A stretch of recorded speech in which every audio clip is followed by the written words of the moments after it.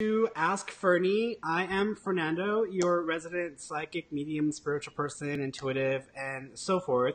And on today's show, I'm actually really super excited because I have someone that I quite frankly look up to. And when I first met this individual, I was a little bit awestruck because I've known about this person for several years. And so this is actually going to be, the guest is going to be my teacher. Her name is Pam Coronado. She's a professional psychic medium. She's also a professional psychic detective. That's actually her expertise and her niche. I actually want to show you guys a clip about her. Before we get into that, if you guys would like to ask Pam any questions, we're not going to do any personal life questions today. We're going to do focus completely on the work that she does, working with police officers and working on missing persons cases and all of that. So if you'd like to ask about the industry and any kind of work and what it takes and all of that, I am more than happy to ask her some of your questions. So feel free to ask that now. Remember, no personal questions today, all professional questions about the work. So let me show you a little clip about Pam, actually. And Pam, where I learned about Pam and how I found out about Pam was through a show or a series that she did for IDTV called Sensing Murder. And it's about two psychic detectives who would go out into the field and go into different situations or scenarios and try to sense regarding like cases, cold cases, murders, and all of that. So and this is actually Sensing Murder. So, and you can probably find Sensing Murder on Amazon if you want to get a hold of it. That's where I got it from. I saw it on IDTV, and then I went to Amazon. I purchased the series because I was just such a big fan of the show. So let me play a little clip so you guys can see Pam in action.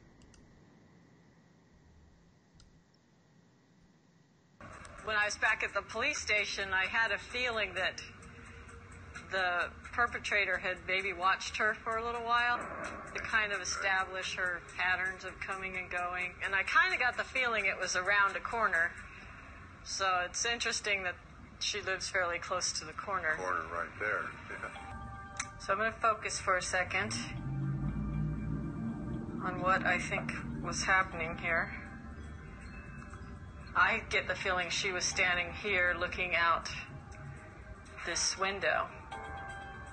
I think she heard a sound coming from this direction.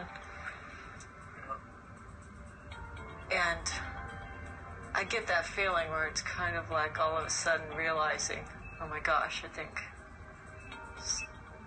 something's wrong. Somebody might be in the house. I was asking myself is why she's in here as opposed to some other place in the house. And my feeling is that she saw him, and I think that's when she came running this way, because I feel like she kind of got trapped. She is in complete panic mode.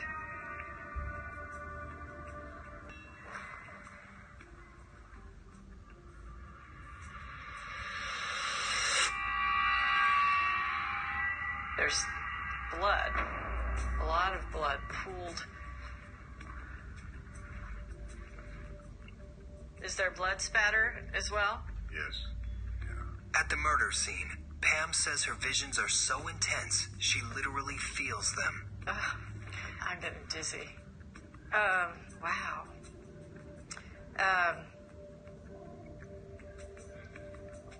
So I felt like maybe... In this case, Pam has sensed exactly how Patricia was killed. I think this is a response to what happened to her, because it's not your typical headache. I really feel a splitting pain here in the front. I do think she probably was hit here in the front.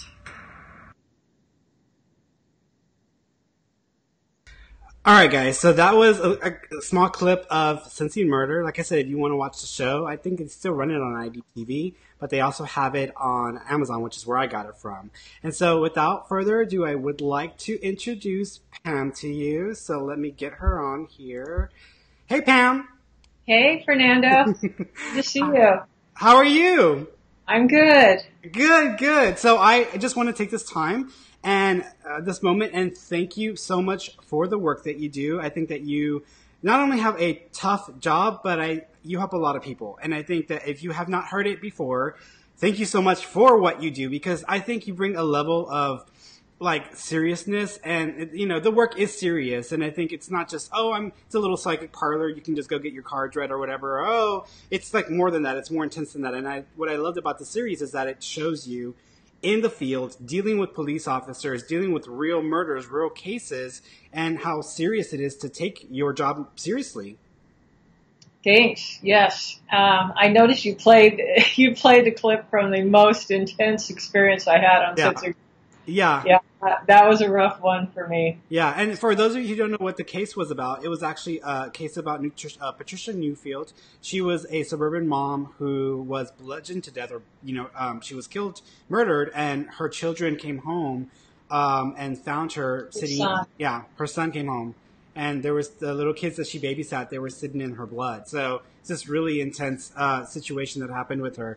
And so just watching the episode, you can tell that you just are really completely enraptured in that experience and picking up on all those details. Now, for people who don't do this kind of work, what does that feel like? What is it like to be in those situations where you're there feeling what you feel? Well, that particular clip was more intense than most of the experiences I had on that show. Mm-hmm. That one, I try to take like a fly on the wall sort of approach, and that one, I don't know. I jumped into it wholeheartedly, I guess. And I was feeling everything that she was feeling. I was feeling her terror. I was mostly feeling her pain. Yeah. And it was making me ill, physically ill. So I kept having to go, just because I was in this really enclosed, small space. Yeah. I think the energy was really strong in there. Yeah. So I kept having to go out in the backyard and get some air just to kind of regroup. Yeah. Because it literally felt like someone had split my head open, and I could hardly think or even focus because my head was just hurting so much, and I kept getting dizzy and feeling like I was going to pass out. And yeah. I don't normally have that strong of empathic sort of, experience with it.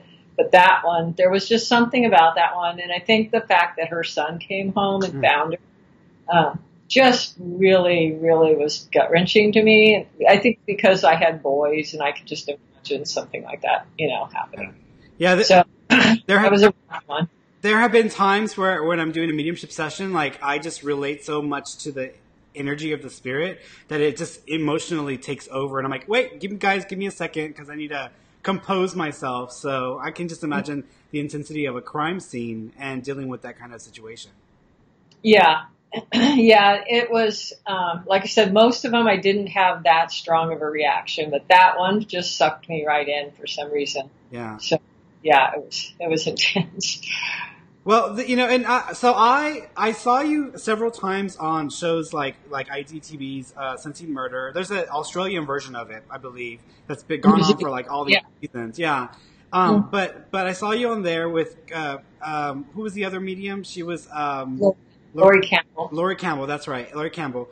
And I saw you on the OWN network, and I saw you in all these different series and episodes that you've done with different shows, and I was like, I can take her seriously.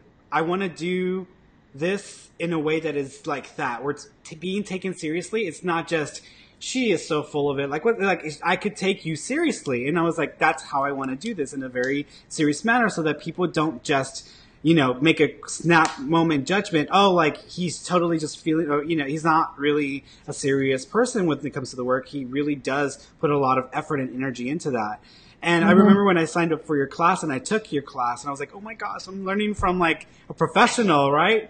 And I remember the first time you did a conference call for your class, and I told my partner, I'm like, babe, she said my name. She talked to me. So it was like hilarious. And he was like, really? I was like, yes, she talked to me. Like this famous like psychic detective talked to me. So I was like all awestruck and everything. And then as I progressed and I was with you for the year training and such, I was just like, oh, that's just Pam. That's just Pam and Boris, which we might hear Boris in a little while. Boris, her dog.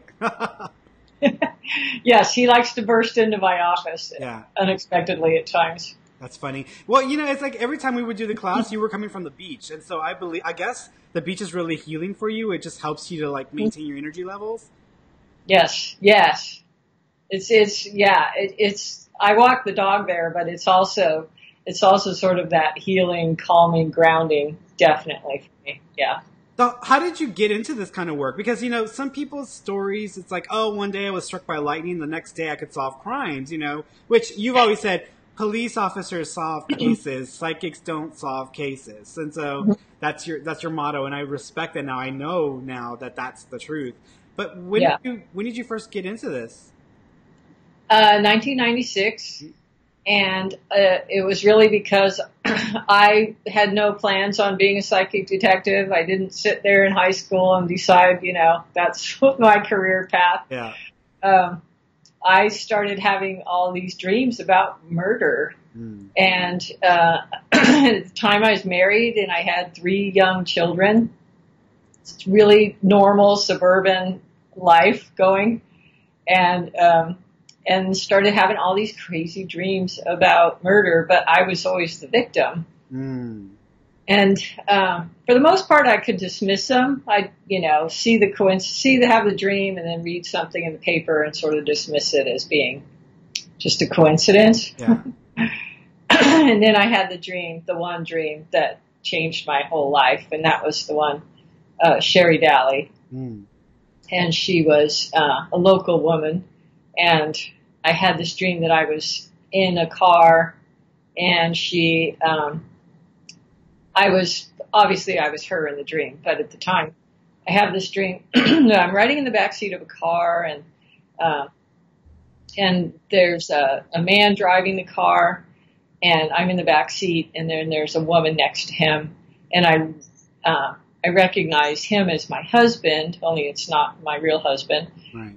I know he's my husband, and I know that this woman is his mistress, and I'm arguing with her, and in the dream I realize they're going to kill me, that they're taking me somewhere to kill me. Yeah. And I see an angel flying outside the car, and she's motioning for me to come with her. So I fly out. That's the funny part of the dream. I fly out sort of like, what would you say, like Peter Pan. Right. That's how I imagine it, like flying along with this angel, holding her hand like Peter Pan. And I can look back and I can see the car and I can see the road and sort of see the scene. Mm-hmm. Then I go on with her to what I can only describe as heaven. Yeah. So it was such a profound dream. I wrote it down because I was like, what was that? And the guy that was driving the car kept turning around in the dream and looking at me. So I saw his face really well. And it was very threatening and scary, and I'll just never forget it. And about 3 days later, I was reading the paper, and I see his face. And the headline said that his wife was missing, and him and his girlfriend were the prime suspects. Yeah. People of interest. So that was the first time that I couldn't really dismiss it as coincidence, because I'm like, that's the guy. Yeah. That's definitely the guy, and I know they killed her, and I know pretty much where I think they put her. So how did you go from that to, well, I guess I'm going to start working with law enforcement officials and start helping them with cases? No, I didn't say anything to anybody because I was like, I don't want anybody to think I've gone around the bend. I really didn't want anybody to know. I was so embarrassed by it. I was really embarrassed by it, which is funny now, but I mean, I was just mortified that I was like having these experiences. So, because I really thought people were going to think that I was crazy. And, I grew up in a strict Christian household, and this stuff was just not right. Yeah. So I said nothing to anybody except maybe my best friend, and just started following the case obsessively on the news. Mm-hmm. And then it was, I think it was, about, a few weeks in, and they were every single weekend, they'd have like 200 people gathering, and they were searching for her. And so finally, I just couldn't take it anymore. I started feeling really guilty for not saying anything. Yeah. And and I see the mom and the grandmother on the news, and they're crying. And they're saying, if anybody knows anything that could help us find her, would you please come forward? That was it for me. I was like, okay, I gotta put my pride aside and just step forward. And so I decided I wasn't going to just go to the police and tell them, hey, I had a dream. Right. There was no way I was going to do that. So I decided to go down and join the search party and start looking for her. Yeah. So I figured I'd just direct them to the place that I thought I was in my dream. And that was the plan. That's not exactly how it worked out, but that was my plan. Right. That was my plan going in. Was I would just, maybe I would talk to somebody at the search party and tell them what I was thinking, but I really thought I would just go and look. And then, there were two things happening. One was I really didn't want to find a body because Yeah. I had never found a body. I was like, I don't really want to do that. Oh, Boris just came in. So there was that. And then I did find somebody to talk to who turned out to be somebody I knew from high school that was leading the search party. So I felt comfortable, confiding in him that I'd had this dream and what I was thinking. Yeah. And he actually ended up introducing me to the detectives, and then I ended up going to the house and meeting the husband face to face. Oh my gosh. The husband that you had seen who was the murderer. Okay.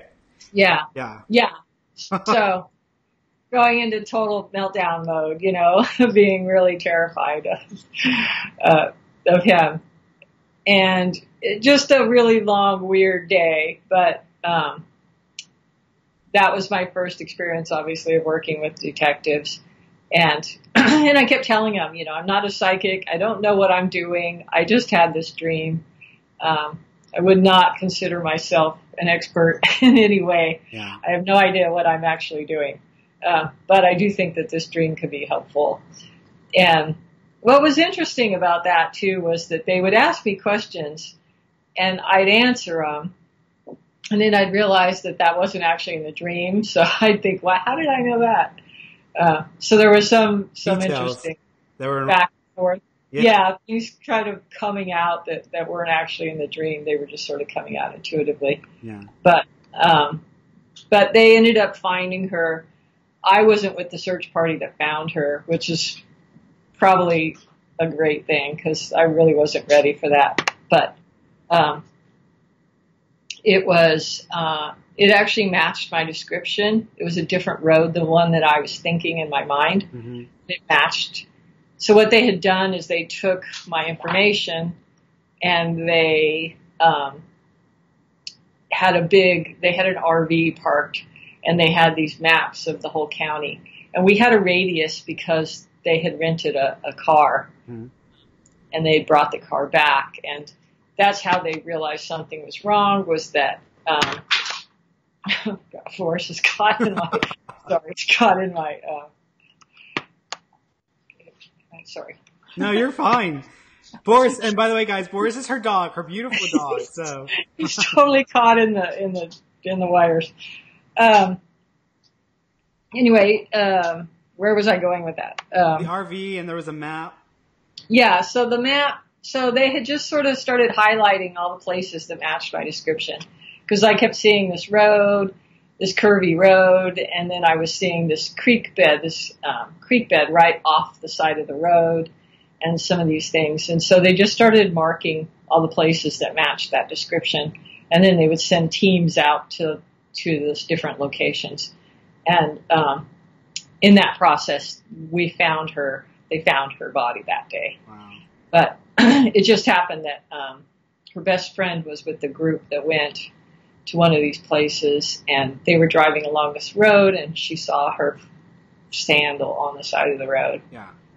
And so, obviously, they went down there and they found her. Wow. So, a lot of people, because I've had the experience of working on a few cases myself, and a lot of people think, oh, I have a vision, or I know where she is, or I know where whatever, and I'm just going to go directly out there. I'm going to impress everybody. I know what and it's not like that at all. That. It is so much harder than it seems on paper. Yeah. So much harder than it seems on paper. Yeah. Because you'll get some impressions and you'll think, well, oh, this is easy. I've got this pond and I've got this bridge over here right. and there's a gas station across the way. Right. And, or a church, and you think, I can find this place. And, you get out there and all of a sudden you realize, well, there's 50 ponds in the area. And, it's really is like looking for a needle in a haystack. It's so much harder than it looks on paper. Yeah. And not only is it so hard, it's just the amount of emotion and I know the first real missing persons case that I worked on with a police officer. And that's when I had my meltdown and I called you because I was like, Pam, I don't know what I'm doing. Like, I'm freaking out. I don't know what I'm doing. It's like, maybe they should be asking a professional. I'm not and so that first big case where I worked on with police officers, they literally, they said, where do you think she is? And I said, well, this is what I've seen. This is what I've been sensing. This is the map that I drew. Okay. We've got the Humvee. We've got this. We've got that. We're ready to go. And I'm like, holy crap, like they're expecting me to literally jump out of the Humvee and say, this is where she is in this exact spot. And so it wasn't like that at all. And I said, guys, and thank God that they were such great officers because they were so nice, very accommodating. I think were very open-minded as well. Some of them may have been like, I don't know about this guy, but I'm like, they were very accommodating and they made me feel comfortable. But even just the amount of stress and pressure of they are standing around waiting for you to point them to the body. And at that point, I'd given them enough information that they were taking me seriously because it did, in fact, give enough evidence to believe that this is where she would be. But it's not like you get out and you know exactly where to feel. You might walk around, and that's what I did for a while. I had to walk around and kind of get a feeling of, I'm feeling a little anxious here. I'm feeling a little more, intensity energetically, while over here it's just a park or just feels like whatever. And so it's a lot more intense emotionally. And I had a little bit of a breakdown. That's why I called Pam. I was like, I don't know what I'm doing. And she brought me off the bridge, the edge of the edge there. But it is a lot harder. And you can see, and you even told me when you're done with them, get a patch because officers are really proud of their unit and you can get a patch and you can collect them, which you can see in the background.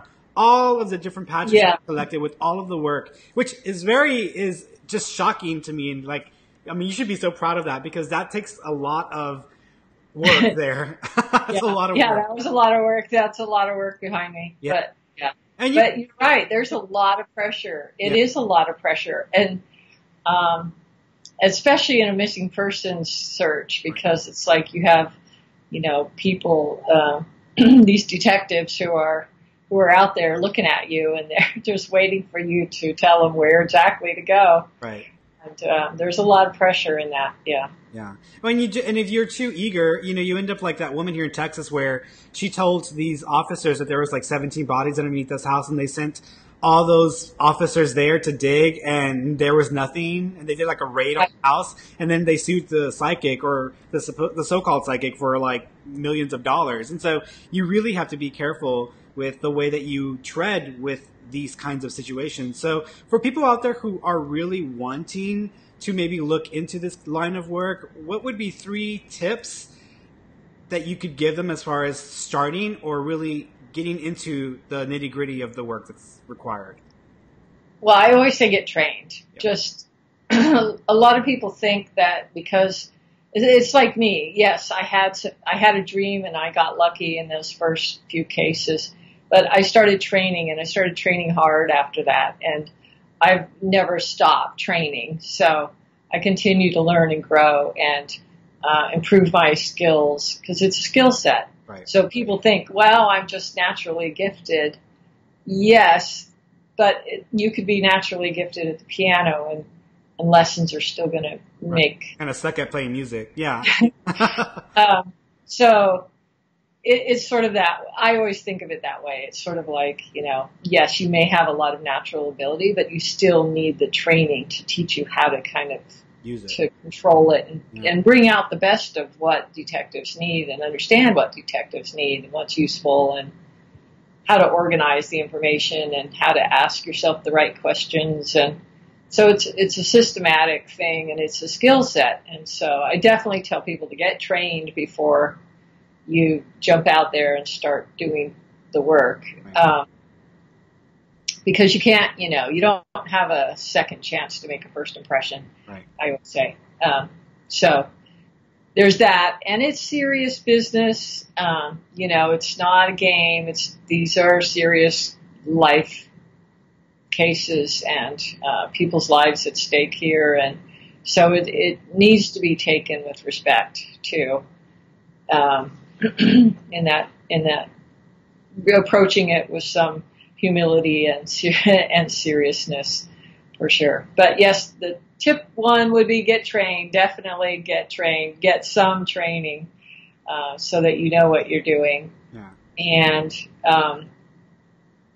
that actually gives people a chance to see if they're emotionally sort of right for it. Yeah. Not everybody is. I mean, there's people that have a whole lot of talent, but they're not really emotionally suited for the work. So you're not really going to know unless you try it for a little bit to see if it's actually something you do think that you want to do. Because a lot of people think that they want to until they get involved in the nitty gritty and they find out it's too much work, or the training is too intense, or whatever that is. But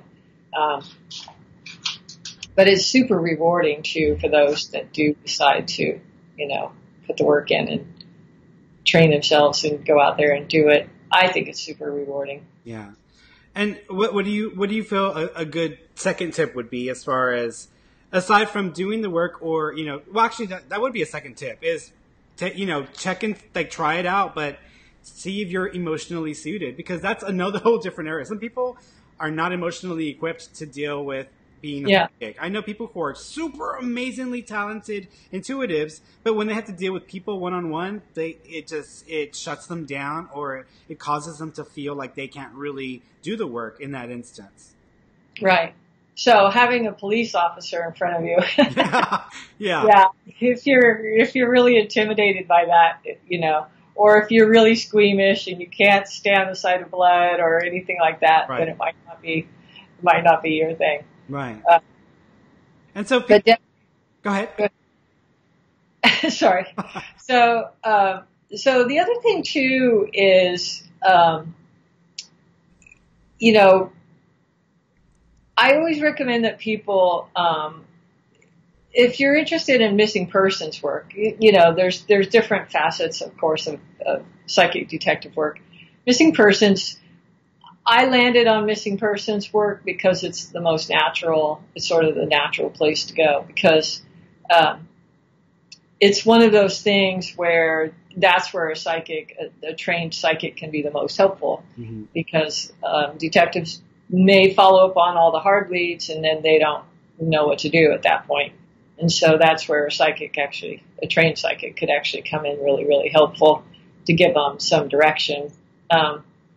So for me, go out there and do some searches, see if you like it, see how you feel about being involved in a search for a missing person, and if you find it tedious, or if you like it, or what. Because I've crawled around under bridges, and I've been in the woods a lot, and it's not as glamorous as people think. Yeah. And there are a hell of a lot of snakes in the woods, I have to tell you. From what I was like, it's like when I was working on one of the cases, I was in the woods, and there were so many spiders and so many snakes, and I was like, oh, I can't. And then I was covered in mud, and I was just like, and I was hot and sweaty, and I'm like, these are not air-conditioned environments. Like, it's one thing to think, I'm going to find someone, I'm going to sit there, draw a picture, lead them to it. It's another thing to get out there, do a search, and get dirty, Yeah.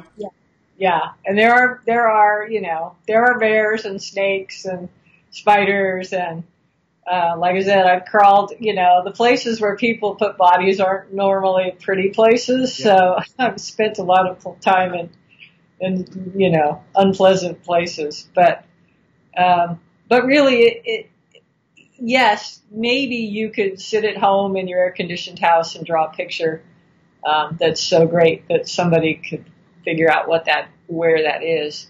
Yeah.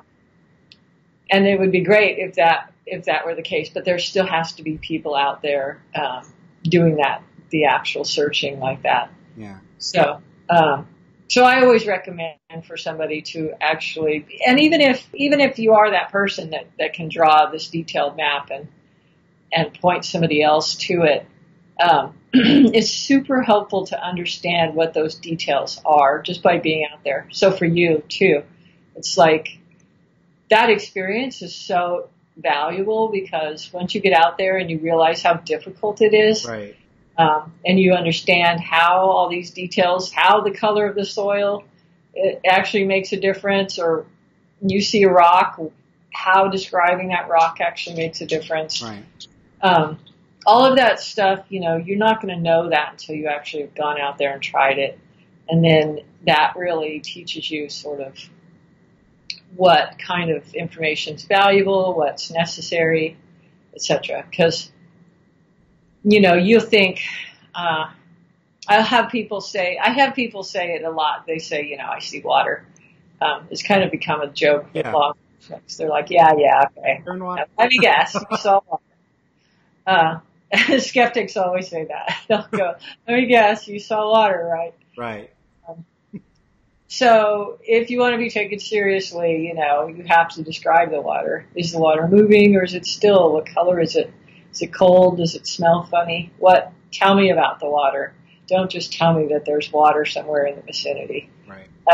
It's those kinds of details that are so incredibly important for your credibility, but also for being effective in actually finding a location. Right. So, you don't know that until you've been out there trampling around in the woods trying to find something Mm-hmm. that you realize how important that kind of detailed stuff is. Yeah. So you do teach these classes, because I took your class, it's been I think a couple of years now, or it's been, where I took your classes and I was with you for a year. I devoted, I said, if I'm going to take this seriously and I'm going to do this, I need to devote the time and energy to this. So I spent a year really under your guidance and learning your process and how you help. And so I would say that your class was probably one of the most important classes I ever took in my life, because most people who are psychics or mediums and they teach classes like this, it's about the same basic stuff. Oh, these are your chakras. This is how you smudge. You're an emotional person. Everybody's an empath. Like, it's all the same basic stuff. You were a little different. You were more focused on, we're going to focus on details. And what you are sensing in your mind isn't always translatable with what you're seeing in front of you. It's going to be a little different. It might be slightly off. It's going to be not the exact same thing because your brain is trying to communicate something to you. So and that's why I based my class, the class that I have on Udemy, that's why I based it around the format that I learned from you, because it was so instrumental in taking my psychic business and my psychic ability from 40% up to over, it was just wow, the amounts. And even Mitchell, who is another friend of ours, he's been on the show, Mitch, he's also taking your class, and he said after taking your class, his ability just skyrocketed because those little hints, those little details are so helpful. But you have to devote the time and energy to it. You can't just say, I'm going to take this 1 hour class this month and I'll be certified. No, you need time and energy into it, right? So I teach a lot of people who do that. They think that they're going to be trained in a month and they're going to be a psychic detective, and I'm like, it's more of a journey. Yeah, and that's more of a journey. That's one thing that me and Mitch would sometimes laugh about in class, because every month there would always be someone new, and you could tell there was the person who was taking themselves more seriously, and then there's the person who wants to be a showbiz psychic, or they want to be a TV psychic, where they're like, I'm famous and I can do this and that. And they were always super, super at first. They were super excited about giving their answer, and then their answer totally blew. And then after that, they were just not really interacting as much. And I'm like, don't let that stop you. There's pieces there, but you have to do more of it. And I make the same mistake. I won't lie. Back in the day, I was more concerned with being oh, I want to be like Teresa Caputo, or I want to be like this person, or whatever.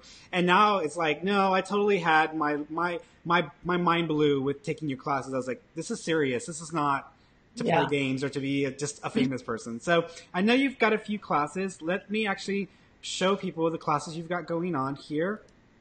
So she's got a few classes going on in 2018. There's a beginning psychic detective certification. So is that ongoing? Is that every single month that's available all the time for people? For the most part, yeah. Okay. Mm-hmm. And then So, then we've got the beginning controlled remote viewing as well, so that's also ongoing. no. Oh, okay. So that's actually starting Monday, March 5th. Oh. So that one, I haven't taught since May of last year. Wow. So, yeah. It's been a lot so of it's time. it's been a long time. So I'm kind of excited about it because I haven't had a remote viewing class in a little while. So, so that one, if people are interested in remote viewing, should jump in there because I don't offer it all the time. Okay. And then we've got intermediate psychic detective certification, and that's a follow-up to the beginning psychic detective certification, correct? Mm-hmm. And that's ongoing as well, right? So the 2 certification courses are ongoing. Those are self-paced classes. Okay. But I also teach the virtual classroom that you took, which is the one that's interactive with myself and the other students, and we have a live webinar every week. Yeah.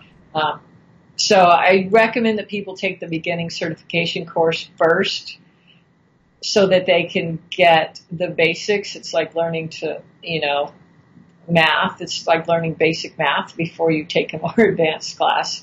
Yeah. So I do recommend that for anybody who's interested. And it sort of teaches you the ins and outs of not just what the work will entail, but some of the ethics around it and how to work with law enforcement. And, you touched on something kind of important back there too about setting your ego aside. It's just super important to set your ego aside. And I've always been really good at that because I think I see it as, I'm just super curious about how it all works. Yeah. So if I can just set myself aside and just really concentrate on it and making it more, powerful. Does that make sense? No. So, well, and I've noticed even with my own development, when I put my ego aside, it's just so much easier to tune into information in detail. yeah, because a lot of people, will go, like you said, if they start missing in class, start getting a lot of wrong information, they'll sort of shut down and then they'll be afraid to try and it shouldn't be that way. It should be that you learn something valuable from those mistakes, and then that's how you improve. Yeah. That's how you learn to sort out the difference between imagination and intuition. So if people can step outside that ego and just be vulnerable and learn, they'll get great things out of it. But it does take the ability to sort of set yourself aside. And for me, I'm always, people will say, well, I'm terrible at this. I'm never going to make it. I'm just terrible at this. But then if they get a hit and they do something great, they'll go, oh, hey, it works. Yeah. So they personalize when they can't do it, and then they don't personalize when it works. Yeah. So just don't personalize it at all is my answer. I've noticed with the trend with people, like when they take when they take my Udemy course, which is like 2 hours at the most to just go through everything. But when they actually engage in my psychic development group on Facebook Live, and they are there every week and they actually put in the effort, after about a month, you see a shift happening where they're getting out of themselves and they're actually starting to really tune into some interesting details. And it's just amazing the amount of growth that they make in such a short period of time. And I'm just like, oh my God, it makes me so happy because it's like I had an effect. I was able to help that person get better at using their ability. So they can't just go out and say, I'm psychic, but then you ask them on the spot, okay, what does this mean? Or tune into this. Then they can't do it. But now they're more confident that, oh, I know my process. I know how I'm doing this. Now let me take a moment and see if I can do this. And then usually they're actually pretty good and they get a lot of detail that they don't automatically, understand in the moment, but it all comes to fruition. So I love watching people who blossom like that. I do too. It's exciting for me when I see it, when I see somebody have an aha moment, or I see somebody get it right, or it's exciting for me too. And I watch my students, especially the ones that stay with me for a long time, they'll come into class in the beginning and they'll just be really struggling. And then after they've been with me for about 6 months, they're just knocking stuff out left and right. And I'm just like, I can't even believe it's the same person. Yeah. It's the consistency that's why I teach my classes the way that I do. I've set them up so that we have consistent exercise, all week long. They're doing exercises. And I do that on purpose because it's like any other exercise. It's like lifting weights or whatever. Right. It's the consistency that makes a huge difference for people. So I see it play out in their work. Yeah. And you've got a couple more classes too. You've got intuition versus imagination. And I think that's another one you've got going on. So what's going on with that class? That's a great class. That's a great class for beginning people who are trying to figure it out, who are trying to sort out when they're getting impressions, trying to sort out the difference between this is just my mind chatter making stuff up or this is truly intuition. Right. So we work a lot on sorting through that, how to tell the difference. Right. And I have a question here from Sherry. Sherry asked, bring her question up. She's saying, where is Pam's classes located? So, Virtual. So Pam is actually in California. Where in California? You're in Santa Barbara or? I'm in Oxnard. Yeah. So she's way up where the fires were and the floods were and where the world ended last year. That's where Pam's at in all the middle of that. I know, like every week, it's like it started off where your house flooded because of a pipe broke in last year, and that started with the election. I think everybody's life went to like hell in a handbasket with the elections, and then a pipe broke, so you had to get all your pipes and your counters redone. My whole kitchen, I had to have the whole kitchen gutted and redone. Oh my God. And then we had the fires, and so everybody was evacuating your area, and people were going crazy. And then the rain that happened, and everybody's like, "Oh my God, it's a mess." It's a mess, and we have a rainstorm coming tonight, and people are evacuating again. Oh my God! Not where I am, but probably 20 miles north of me. Wow. So yeah, it's crazy. And I've got another question here from Michaela. Michaela asks, I would love to have Pam help my family. My cousin has been missing for about 2 years, and so for people like Michaela who have loved ones who have been missing or are not. They don't know where they are. If they want to get a hold of your services, where do they go? They can either email me directly, so info@pamcoronado.com. Got it. Or a lot of people will reach out to me on Facebook on my my public Facebook page. I get a lot of requests on there for missing persons. Yeah. And we've got your website posted as well. We've got www.pamcoronado.com. And you guys can just go to her website for any of her classes to find her services. They can email me there too. If they, And I think you might also participate in the in this year's IRVA conference. Mm-hmm. So tell everybody what that is. So that's the International Remote Viewing Association. And we're actually doing a joint conference this year with the SSE. So, Society for Scientific Exploration. And, so I'm super excited about that this year. I'm not positive if I'm speaking yet. I'm waiting to see how the program's shaping up. But I will be there. I will be there all week. And, I'll be speaking at the, APP conference, which is directly before that in Vegas, which is, another form of remote viewing. Yeah. And remote viewing is, for people who don't know what remote viewing is, it's basically a more scientific approach to tuning in using your psychic senses, which was kind of developed by the national government back in the 70s when they had the psychic spy program, right? Mm-hmm. That's right. And I know Hal is going to be put off. Hal's going to be there. Yep. Yeah. So do you know Hal? Have you ever met Hal? I have. Yeah. Yeah. Yeah, so Hal, for some of you who don't know, he's actually one of the original remote viewers for the government back when the psychic spy program was going on. So, well, he was one of the scientists that helped with it. Yeah. So, and now he's actually engaged in that new program. Stars. Yeah. So I actually have been getting emails from them because the guy from what is that Blink 182? He used to be the singer. And of course, big.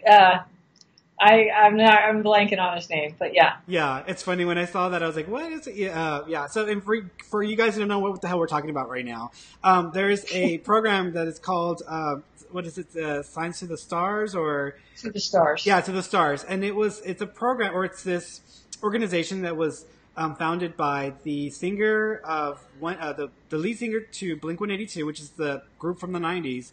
And a few other important people who were associated with the government. And recently, in the past few months, if you guys have seen that the Pentagon, there was a member from the Pentagon who came forward and said that we have had a program that has been monitoring UFOs and aliens and all that other stuff. So it is something real. And he left the Pentagon and he's joined this organization. So Hal's associated with him. And so that's where they all tie in. So really interesting. He'll be speaking about that at the conference. How interesting. About his work with To the Stars. Yeah. So that's pretty cool. We're going to go to the Bigelow Bigelow. Bigelow.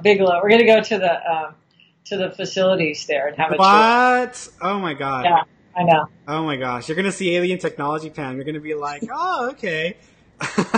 They're gonna, I know. It might be a front. It might be a cover. They might be trying to get you there just to hook you up to one of those like telepathic machines, since you have a heightened ability, just to see if you can like start one up or something.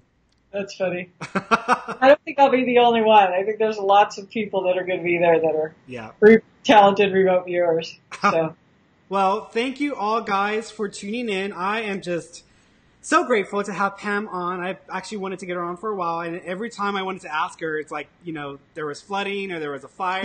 And I was like, okay, I'm just going to wait till something happens and things like smooth out. You play basketball, don't you? Or you're involved in basketball? I coach basketball, and so we just finally ended our season last weekend too, so. That's good timing, yeah. Real people. These are real people. So, all right, guys. Well, thank you all for tuning in. Thank you, Pam, for being my guest. I love you so very much. You just have I love you too. No idea how much I love you. And every time I think of you, I'm like, oh, that person. She's wonderful. She's changed my life. And, Pam. So... Oh, thank you. Well, big hug. All right, guys. Well, thank you for watching, and I will see you guys next week. Take care. Bye.